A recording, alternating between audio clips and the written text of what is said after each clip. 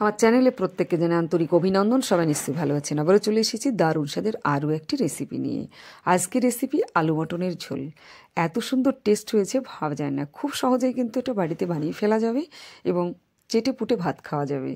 তো প্রথমে নিয়েছি একটা আলু বড় সাইজের, আর 4 পিস করে নিয়েছি। আর আমি নিয়েছি এখানে মটনটা দিয়ে দিলাম আলুর সঙ্গে একসঙ্গে, আর দিয়ে দিলাম গোটা লঙ্কা, দিয়ে দিলাম রসুন কুচি এবং পেঁয়াজ কুচি।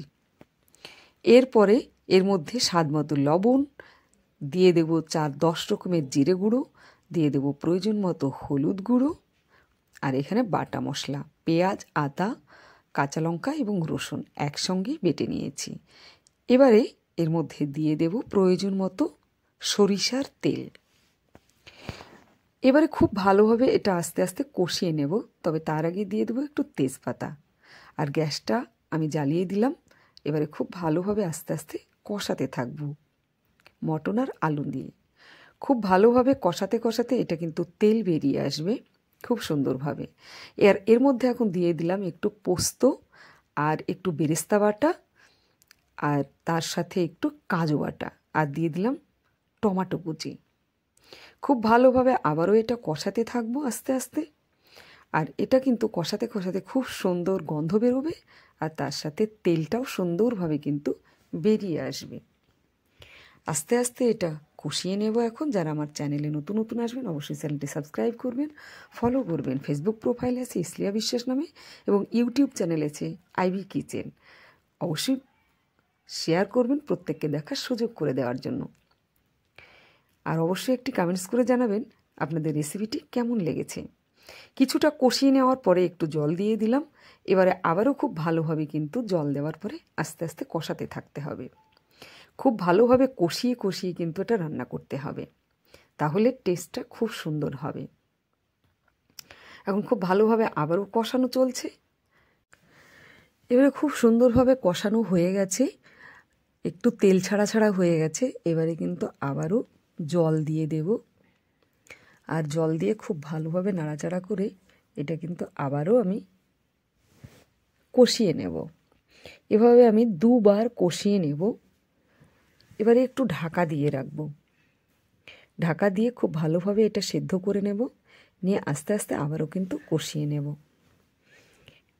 যতক্ষণ না খুব সুন্দরভাবে সেদ্ধ হয় ততক্ষণ কিন্তু জল দিয়ে আস্তে আস্তে কিন্তু কষিয়ে নেব মাংসটা। আর এবারে কিন্তু খুব সুন্দরভাবে কষানো হয়ে গেছে এবং সেদ্ধও হয়ে গেছে। এবারে আমি একটু কুসুম গরম জল কিন্তু এর সঙ্গে অ্যাড করব। অ্যাড করে আবারও খুব সুন্দরভাবে এটাকে ফুটিয়ে নেব। জল দিয়ে দিলাম। এবারে আস্তে আস্তে এটা কিন্তু ফুটিয়ে নেব খুব সুন্দরভাবে, আর এইটা তারপরে কিন্তু হয়ে যাবে। তো দেখতেই পাচ্ছেন জল দিয়ে দিয়েছি। আর এবারে আবারও গ্যাসের চুলাটা একটু বাড়িয়ে দেব, খুব সুন্দরভাবে ফুটিয়ে নেব। আর তারপরে মাংসটা হয়ে গেলে এটা আমি সাইডে নামিয়ে রাখবো। আমার হয়ে গেছে মাংসটা মোটামুটি, আমি নামিয়ে রাখবো এবার। আর তারপরে একটা বাটিতে তুলে নেব। আমি সব মাংসটাই এর মধ্যে তুলে নেব, আর তারপরে এইটা কিন্তু সার্ভ করব। আর এটা এত সুন্দর টেস্টি হয়েছে, আপনারা চাইলে এভাবে খুব সহজেই বাড়িতে বানাতে পারেন। আমি বাটিতে পুরোটাই তুলে নেব এভাবে আস্তে আস্তে করে। আমার পুরোটাই তোলা মোটামুটি হয়ে গেছে। এবারে আমি এটা সার্ভ করব। দেখতেই পাচ্ছেন নিয়ে নিয়েছি একটা বাটিতে